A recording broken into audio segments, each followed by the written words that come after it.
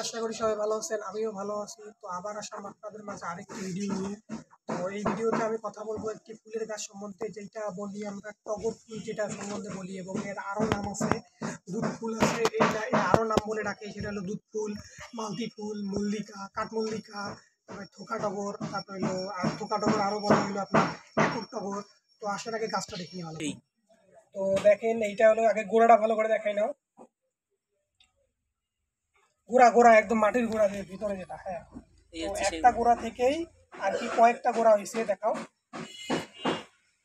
একটা গোড়া থেকে কয়েকটা গোড়া হয়েছে, এবং এটা কিসের মধ্যে গাড়া হয়েছে এটাও দেখাও নিচ থেকে।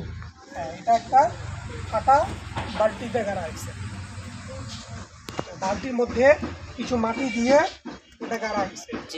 ডালগুলো দেখেন, একটা ডাল থেকে কতগুলো ডাল আসছে, এবং এবং এগুলো দেখেন কতগুলো ডাল। এই যে মানে বলা যায় ঝোপঝাপ গাছ, এই জন্য কি ঝোপঝাপ গাছ বলে, মানে এইখান থেকে একটা গেছে, এইখান থেকে আবার গেছে, এই যে এখানে গেছে, আবার এই যে এখানে গেছে, এবার এখান থেকে এটা গেছে। পাতাগুলো দেখেন, পিছন দিকটা দেখেন, মরা পাতা একটা আছে, মরা পাতা দেখাও।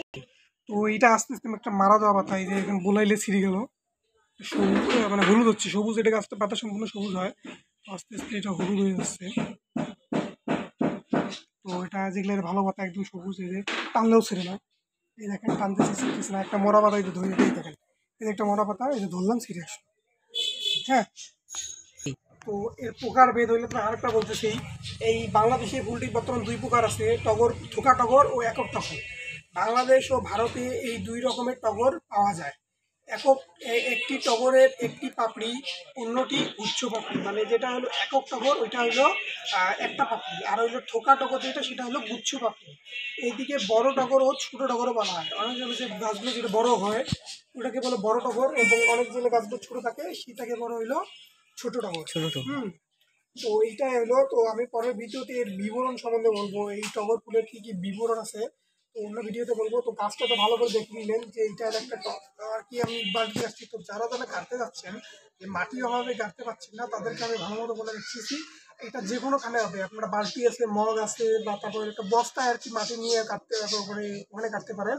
গেলে সুন্দর মতো যেখানে ছাদ আছে বা আপনাদের সামনে বা বারান্দার একটাতে রাখি দিলে, এটা যখন ফুল ফুটবে তখন আপনাদের যেই জায়গায় রাখবেন সেই জায়গাটা সৌন্দর্য পরিপূর্ণ হবে এবং দেখতে অনেক সুন্দর দেখা যাবে।